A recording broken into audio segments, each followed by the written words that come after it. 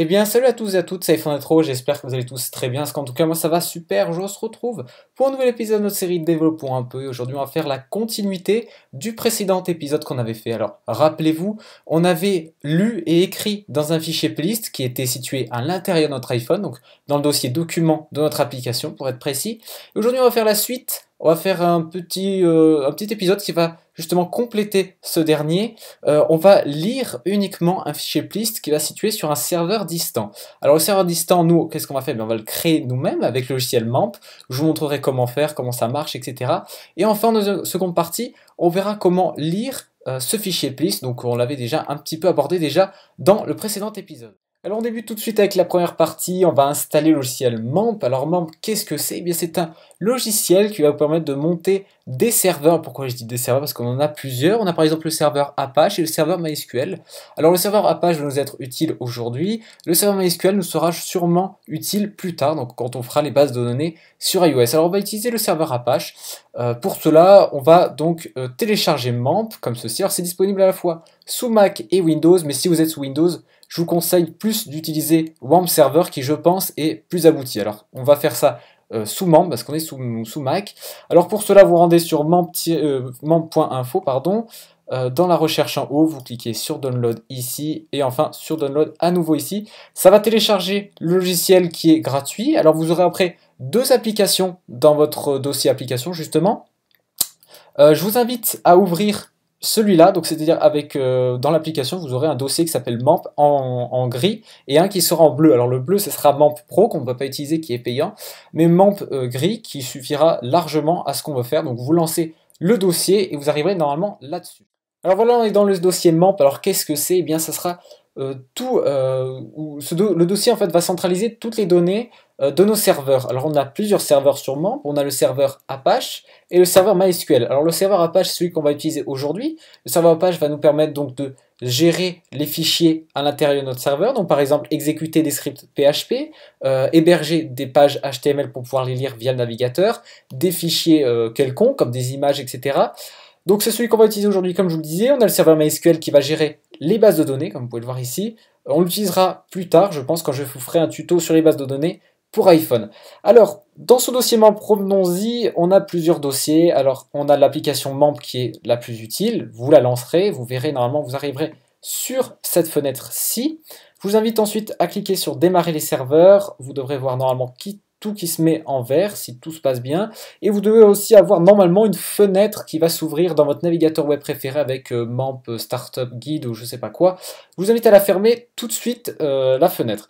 Ensuite, qu'est-ce qui est intéressant? Voilà, on a le dossier htdocs, je vous invite aussi à l'ouvrir et à le mettre en onglet dans vos favoris par exemple pour le retrouver plus facilement parce que c'est pas évident.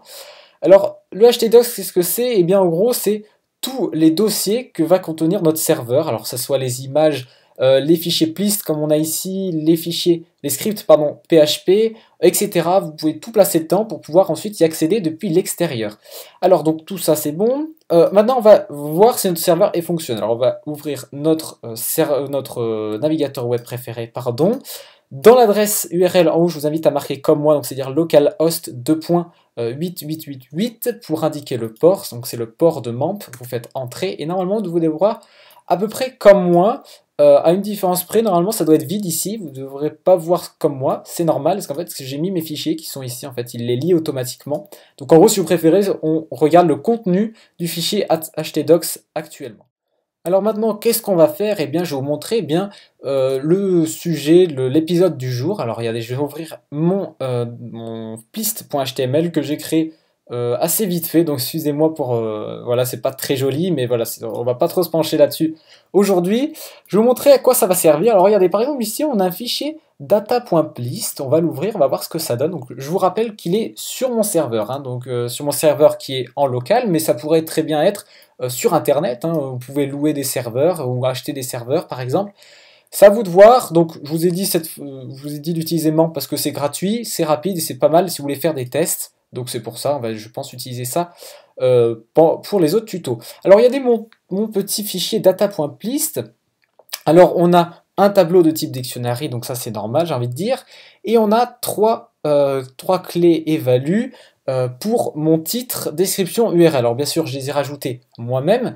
Et qu'est-ce que ça va me permettre de faire? Eh bien, de changer via ce script PHP le contenu de mon fichier Plist. Alors je pense que vous avez tout de suite cerné un petit peu où ce que je veux en venir. Eh bien, par exemple, si on va faire une petite application qui va, dès que je vais appuyer sur un bouton, charger, donc télécharger, si vous préférez, le fichier data.plist sur mon serveur. Hein. Donc je vous mettrai comment faire tout ça juste dans la deuxième partie de la vidéo. Donc il va récupérer ce fichier data.plist et il va, entre guillemets, comme on a vu, hein, le parser, c'est-à-dire en gros récupérer le titre, la value, il va chercher la clé description, il va récupérer la value, etc. pour l'afficher dans mon application. Alors là où ça peut être très utile, c'est comme je vous disais, si vous avez un serveur que vous louez, par exemple, ou même vous pouvez l'utiliser sur votre ordinateur en ouvrant le port 80, par exemple, eh bien, vous pouvez donc facilement modifier à distance le contenu de votre fichier data.plist, et donc dès que je vais recharger dès que je vais appuyer sur le bouton pour recharger le data.plist, il va aller rechercher ce fichier data et il va être notre contenu va être en quelque sorte dynamique. C'est-à-dire que par exemple, si j'ai 50 personnes qui téléchargent mon application, ils sont tous liés à mon fichier data.plist, donc en rechargeant, ils vont tomber sur celui-là, et dès que je vais le modifier, eh bien ils auront le modifié. Donc au final, c'est plutôt pas mal, ça me permet donc de changer le contenu de mon application à tous mes clients. Donc ça peut être vraiment pas mal. Alors on va voir ensemble comment ça fonctionne. Regardez, je vais le laisser comme ça. On va revenir sur la page HTML. Donc là c'est de l'HTML pur. On va mettre une vraie vidéo. Alors voilà, j'avais mis ça là. Hop. Après bien sûr, là je vous mets un exemple avec YouTube. C'est possible bien évidemment par flux RSS. Donc bien évidemment, c'est à vous de voir comment faire. Là, c'est juste un petit exemple vite fait, c'est le premier truc qui m'est venu à l'esprit, mais il y a pas mal de choses à faire. Non, ça c'est la description. Alors là, par exemple, vous pouvez mettre la description que vous voulez. Et ce qui est plutôt pas mal, c'est qu'on peut aussi mettre ligne par ligne. Alors par exemple, une nouvelle vidéo, on va mettre un truc comme ça. Voilà. Salut. Ok, voilà, on va mettre un truc comme ça. Et mon URL de la vidéo que je mets ici. Donc ensuite, j'envoie. Mon modification du fichier Plist a été exécutée. Comment je le sais? Parce que j'ai envoyé donc directement dans mon saveplist.php. Donc c'est un script PHP qui m'a régénéré mon fichier Plist. Alors vous pouvez voir ici qu'il m'a bien mis mon titre de la vidéo, ma description que j'ai rentrée juste avant, et enfin l'URL de ma vidéo. Donc normalement, tout devrait être bon. Si je vais dans mon htdocs, j'ouvre mon data.plist et voilà, tout est nickel. Mon plist a changé et donc je suis prêt à recharger dans mon application le data.plist et mon application devrait, entre guillemets, se mettre à jour en fonction de ce contenu. Voilà, donc maintenant je vais vous présenter le code que j'ai créé pour pouvoir parvenir à ce résultat. Alors on a deux fichiers principaux. On a le HTML qui est entre autres l'interface graphique de ma page, donc avec le formulaire, etc. Et on a le saveplist.php qui va me permettre d'afficher les modifications que j'ai apportées à mon fichier Plist et surtout d'interagir avec le fichier Plist qui, je vous le rappelle, est un fichier qui est propriétaire Apple et qui n'est pas modifiable sous Windows à part avec peut-être des logiciels tiers. Donc voilà, j'ai utilisé aussi la classe qui n'est pas de moi, donc ça n'a pas été créé par moi, le cfpropercylist, qui est un regroupement de scripts PHP qui va me permettre en gros d'interagir avec le data.plist. On va voir d'ailleurs comment l'utiliser cette classe. Alors on va se rendre sur Coda et voilà en gros le premier. Bon, donc sachez tout d'abord que je vais juste vous commenter le code parce que ça serait trop long à vous faire tout ça en live parce que franchement il y a énormément de lignes, vous allez surtout voir le script PHP où il y en a quand même pas trop mal quand même. La vidéo serait donc déjà trop longue et je vous rappelle quand même on a une deuxième partie à réaliser qui est axée sur iOS et comme ma chaîne est plus orientée développement iOS, voilà donc j'ai préféré m'orienter plus sur l'objectif C durant cette vidéo que là-dessus. Donc je vais juste vous commenter le code, mais rassurez-vous, tout le code sera disponible dans un package ou même en code brut sur le site dev1peu.iphoneretro.com. Tous les liens donc sera dans la description de la vidéo, donc je vous invite d'ailleurs à regarder pour pouvoir accéder à ces fichiers. Alors on a dans mon fichier HTML, comment est-ce qu'il est structuré? Eh bien regardez, on a un fil set, donc ça c'est juste pour l'interface graphique, donc c'est la bordure qu'on voit ici, avec le legend qui est inséré, qui est ancré dans ce fil set, donc dans la bordure, si vous préférez c'est juste un petit titre.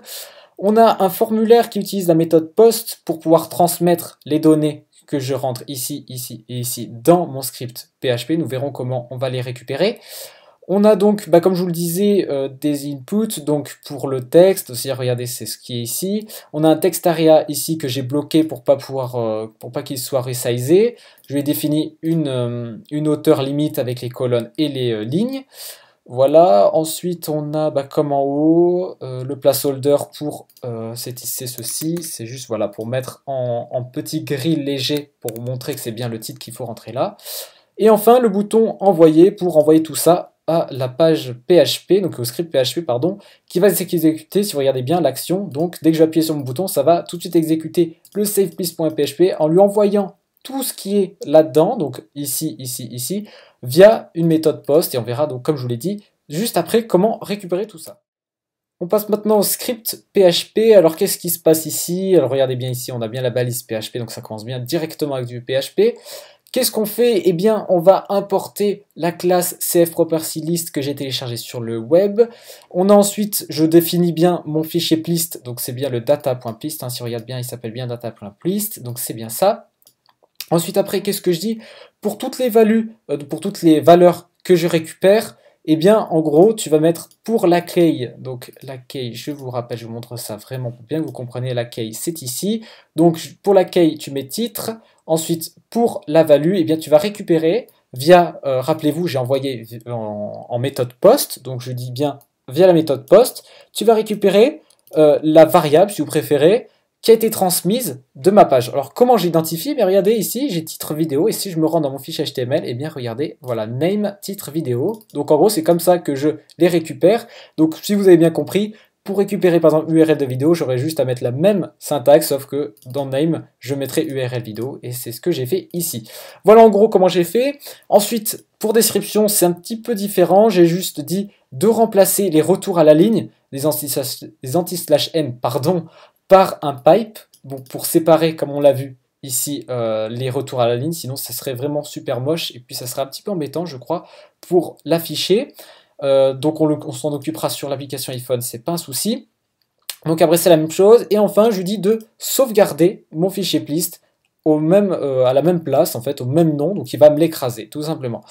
Alors, mon fichier HTML, enfin après, j'affiche du HTML, tout simplement, pour montrer, d'ailleurs, si je peux renvoyer voilà, par exemple comme ceci.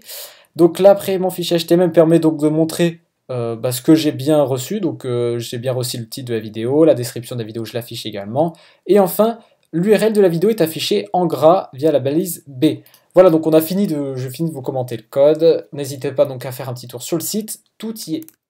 Voilà, maintenant on se retrouve pour la seconde partie de cette vidéo, à savoir comment récupérer le fichier data.plist, et enfin afficher d'ailleurs ces données dans une application iOS, le fichier data.plist qu'on a généré via le script PHP. Alors, ce fichier data.plist, il peut être situé sur un serveur en local, comme on va le faire ici. On aura un meilleur gain de performance, parce que voilà, je suis sur le même réseau Wi-Fi, mais ça peut très bien fonctionner aussi sur un serveur externe. Par exemple, je peux très bien télécharger un fichier plist qui se situe sur mon site internet, il n'y a aucun souci. Ça risque d'être un peu plus long, mais voilà, pour des fichiers aussi faibles en taille, ça ne pose pas trop de soucis en général. Alors, j'ai créé la base de l'application, donc on a un UI label ici qui va recueillir donc le titre de la vidéo qui, je vous le rappelle, dans mon plist s'appelle titre également. On a un UI WebView qui va charger une iframe pour accueillir la vidéo YouTube. Et enfin, un UI TextView qui va afficher la description de la vidéo. Voilà, donc juste avant de commencer à coder, eh bien, on va chercher l'adresse IP locale de cet ordinateur pour savoir où se situera notre fichier data.plist. Alors, on va lancer les préférences système, on va se rendre dans réseau. Si vous êtes bien connecté à un réseau Wi-Fi, vous devrez voir connecté. Wi-Fi est connecté à l'adresse, donc à votre Livebox, enfin votre routeur. Et enfin, vous aurez votre adresse IP. Je vous conseille de la noter. Donc vous faites un petit copier-coller, hop, comme ça. On va se rendre ici, on va mettre ça en commentaire. Voilà. Donc j'ai mon adresse IP locale de mon autre ordinateur. Alors si vous avez un serveur comme par exemple moi iPhoneRetro.com, je mets iPhoneRetro.com/data.plist. Il n'y a aucun souci. Là c'est exactement la même chose, sauf qu'on va mettre 192.168.1.27/data.plist, tout simplement. Alors maintenant on va commencer à coder tout simplement pour réceptionner notre data.plist. Alors on commence tout de suite par préciser le type NSURL. On va donc créer une variable de type NSURL qui va contenir l'URL de connexion à notre data.plist. Alors là on va mettre NSURL URL with string comme ceci. Là on va mettre l'adresse de notre serveur. Donc pour nous c'est notre ordinateur. Donc on va mettre http notre adresse IP locale de notre ordinateur. Faites bien attention ici, il faut bien préciser le port. Voilà, donc ici c'est 4.8. Ensuite on va mettre /data.plist comme ceci. Ok. Si vous avez un nom de domaine pour votre serveur, et bien vous remplacez tout ceci jusqu'au / là justement par votre nom de domaine. Donc moi ça sera par exemple iPhoneretro.com /data.plist. Ok. Donc une fois que ça c'est fait, eh bien rappelez-vous sur notre serveur, enfin dans notre data.plist, pardon, notre structure globale est un NSDictionary. Donc on a juste à créer un NSDictionary. Hop, hop, j'ai oublié de mettre tableau. Bien évidemment, vous pouvez aussi créer un NSMutable Dictionary si vous voulez faire des opérations dessus, modifier le contenu. Moi, je mets un NSDictionary parce que c'est plus optimisé vu que je ne vais pas le modifier après. Donc c'est plutôt pas mal. NSDictionary, on remet la même chose, on l'alloue en mémoire. Et enfin, on fait un init with content of URL. Donc ça, c'est assez simple, il n'y a pas de souci là-dessus. Ok, ensuite après, donc on a notre tableau qui contient maintenant le contenu en fait de notre fichier data.plist. Donc maintenant on a juste à assigner titre vidéo par exemple, qui est de type NSString, à un objet de mon tableau. Alors pour savoir quel objet on va prendre, eh bien c'est tout bête. Rappelez-vous, on a des clés et des valeurs. Si je me rends, voilà, il est ouvert là, parfait. Regardez, j'ai titre ici, donc ça on avait déjà fait la dernière fois. Donc là je mets titre. Je veux la value de ma key titre. Ensuite, après, je veux la description, hop, avec mon tableau, voilà, comme ceci, voilà, avec description. Donc c'est la même chose qu'on a fait la dernière fois, c'est exactement pareil, juste cette ligne qui change. D'ailleurs, c'est plutôt sympa, ça fait gagner beaucoup de temps. Titre, j'ai déjà mis, je suis à ID vidéo. Et puis là, on va parser aussi notre URL parce que... ouais, c'est URL, voilà. Parce qu'en fait, on a directement mis le lien de la vidéo, donc c'est pas trop un souci, mais voilà, le mieux ce serait de remplacer directement, de mettre juste l'identifiant, ce serait beaucoup plus simple, mais c'est pas très grave. On va voir d'ailleurs une autre composante, ce sera aussi pas trop mal, parce que là en fait le souci, c'est qu'on a tout ceci en fait, on a tout ce lien là qui pointe donc sur notre vidéo, mais nous ce qu'on voulait c'est juste l'identifiant. Alors, comment faire pour récupérer juste l'identifiant? Donc c'est assez simple, on va déclarer un NSArray qu'on va appeler, je sais pas moi, ouais, composant lien vidéo. Voilà, on va faire un truc comme ça, assez simple. On va ensuite dire de récupérer mon ID vidéo, et donc là on va lui dire components separated by string. Donc là il va nous séparer en gros la chaîne de caractères qui se trouve ici par un endroit, par un caractère spécial. Et moi, mon caractère spécial, ça va être le égal, parce que regardez, on n'a pas d'autre égal nulle part, donc on va mettre le égal. Voilà, donc on va mettre égal ici. Et donc j'aurai dans mon tableau, j'aurai deux items, entre guillemets, ça sera la partie, celle-ci, et cette partie-là. Donc moi, ça sera l'identifiant. On va donc mettre NSString identifiant YouTube, voilà, on va mettre ça comme ça, est égal à, c'est un tableau, donc on va faire comme ceci, hop, j'ai oublié de mettre, voilà, le crochet, et on va mettre object @index, pardon, 1, voilà, donc c'est l'autre partie qui nous intéresse. Ensuite on va remplacer ça par notre ID vidéo qui est ici. Et normalement, si je lance mon application, je devrais voir mon top 5 des vidéos pour, bon voilà, l'URL, enfin le titre de la vidéo est trop long, mais c'est pas trop un souci. On a la vidéo qui charge et on a, comme je vous avais montré, la description. Ensuite, on va voir comment enlever les pailles pour pouvoir les changer. Donc comme je vous disais, l'application fonctionne très bien, on a bien le titre de la vidéo qui s'affiche, bon il faut juste redimensionner un petit peu le label, mais sinon tout fonctionne bien, on voit que ça a bien pris en compte. On a bien l'identifiant qui fonctionne, et on a aussi la description qui fonctionne très bien, on a juste un tout petit souci, ça c'est un petit peu normal. Dans notre liste, on avait bien mis de remplacer donc les retours à la ligne qu'on mettait via notre page HTML par des pipes. Alors on va juste interpréter les pipes dans notre application pour mettre des retours à la ligne. Comment est-ce qu'on va faire? Eh bien c'est très simple. On va dire dans cette string, tu vas me remplacer tous les pipes par des anti/n. Anti/n, qu'est-ce que c'est? Eh bien ça va nous permettre donc de revenir à la ligne. C'est un caractère qui nous permet donc de faire ceci. Alors pour cela, on va remplacer tout simplement ici. Alors je ne vais pas créer une nouvelle variable, je ne vais pas trop surcharger. On va mettre string by, alors si je l'ai ici, non, il faut que je continue, string by replacing occurrence of string, voilà, c'est cette fonction qu'il nous faut. On va mettre ensuite ce qu'on veut remplacer, alors moi ça sera un espace, je crois que j'ai mis espace, voilà, on va mettre ça comme ça, espace, le pipe et espace. Alors pour ceux qui ne savent pas, je ne sais pas si je l'ai déjà dit, c'est Alt Shift L pour faire le pipe. Voilà, je ne l'ai pas dit juste au début, mais voilà. Ensuite, with string, on va mettre un anti/n. Alors c'est aussi Alt Shift 2 points, si vous préférez, n. Voilà. Et donc normalement, si tout fonctionne, on devrait avoir voilà, des retours à la ligne. Donc ça a bien remplacé nos pipes avec des espaces. Donc en fait, ça nous a remplacé vraiment tout ceci par un anti/n, par retour à la ligne. Donc c'est plutôt pratique, cette fonction est plutôt pratique pour pouvoir changer des caractères, etc. Voilà, la vidéo touche à sa fin, j'espère qu'elle vous a plu. Je sais que ça a été un peu long, je suis désolé, mais il y avait quand même pas mal de choses à aborder. Mine de rien, on a quand même vu comment installer Membre, donc comment héberger son propre serveur Apache et MySQL. On a vu également comment créer un petit script PHP qui va nous servir à interagir avec un fichier plist. On a vu un peu d'HTML et enfin on a vu comment récupérer un fichier plist depuis une application iPhone. Alors avant de finir cette vidéo, je tenais quand même à vous faire un petit warning justement sur l'utilisation de ce petit script que je vous ai mis à disposition. Faites très attention, il n'est pas actuellement protégé, je n'ai pas mis de panel, j'avais pas le temps, mais faites attention si vous l'uploadez sur votre serveur, si quelqu'un a accès par hasard à ce fichier PHP, il peut modifier à sa guise son fichier, votre fichier plist, et donc ça aura une grosse influence, je pense, sur vos applications. Donc faites bien attention à bien sécuriser le tout, à mettre par exemple un mot de passe ou autre. Encore une fois, j'ai pas eu le temps de le faire, je suis désolé, mais sachez que si j'ai un peu le temps, je m'attarderai peut-être à l'évolution de ce petit script si vous me le demandez.